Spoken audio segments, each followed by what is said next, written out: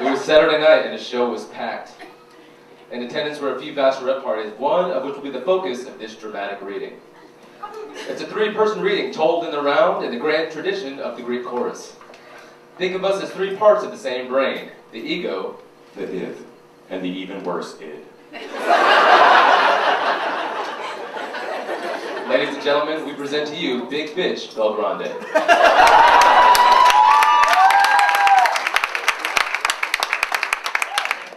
Big Bitch Belgrande. Big Bitch Belgrande.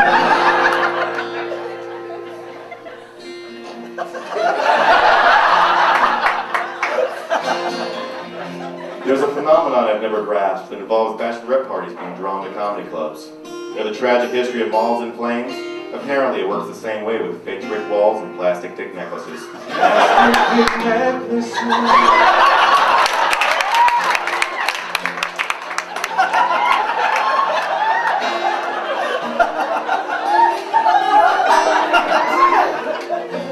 I've never understood their reasoning. They use one of the most memorable nights of their lives with their friends to come to a comedy club where they're supposed to remain quiet and attentive.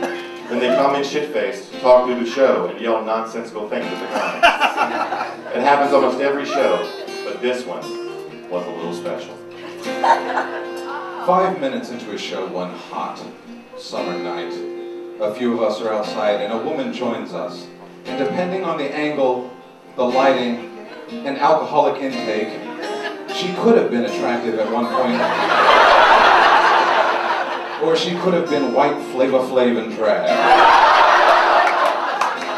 Perception's kind of funny that way. She's slurring, she's incoherent. She's wearing an actual medical boot. She is just Paul's type.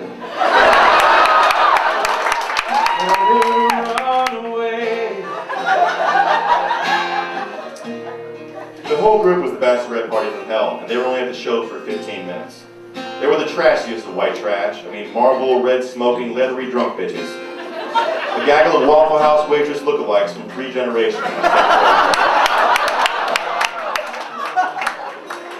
One had no teeth. One admitted to be an ex-stripper who worked in drug rehab. All were so drunk that I'm sure their collective blood alcohol levels beat my SAT score.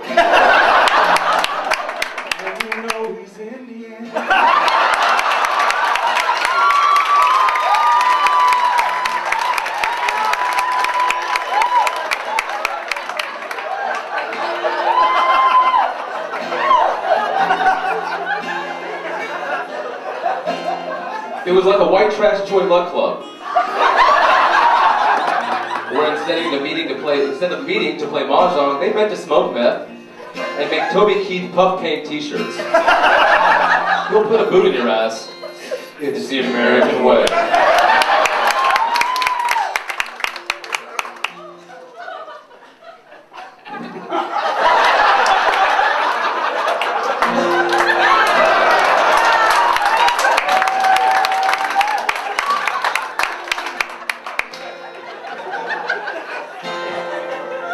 By 9:15, the bachelorette was passed out.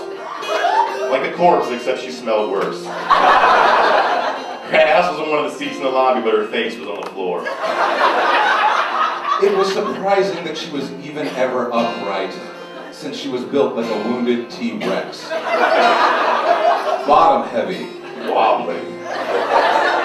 She's out, then she's up. She sobs a bit, then she pukes. And then she's out again. Her mouth was open, dripping like a faucet. Except there wasn't water coming out of this tap. No, it was tequila, Xanax, and community college cafeteria food.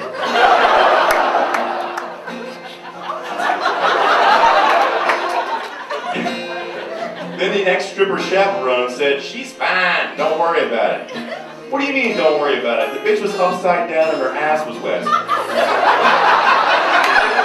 I still don't know if she shat in something or pissed herself. My money's on both.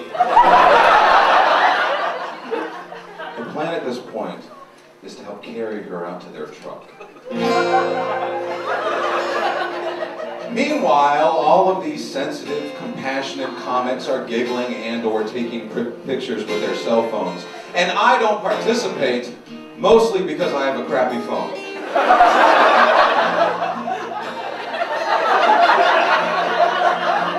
One of the comics actually tried to be nice and offered to help. He was a fat kid with plastic rim, another fat kid with plastic rim glasses. He liked to wear comic book t-shirts. He stands up, but the honky tranny Flavor Flav yelled, "No, not him!"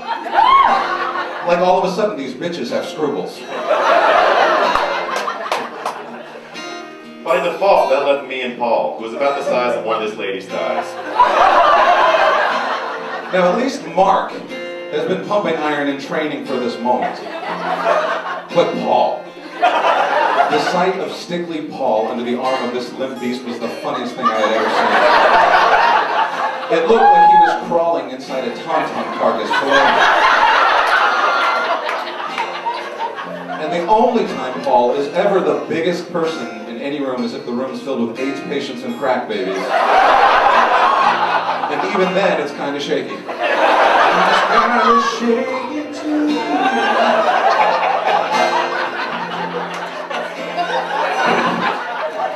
Kind of shaky too.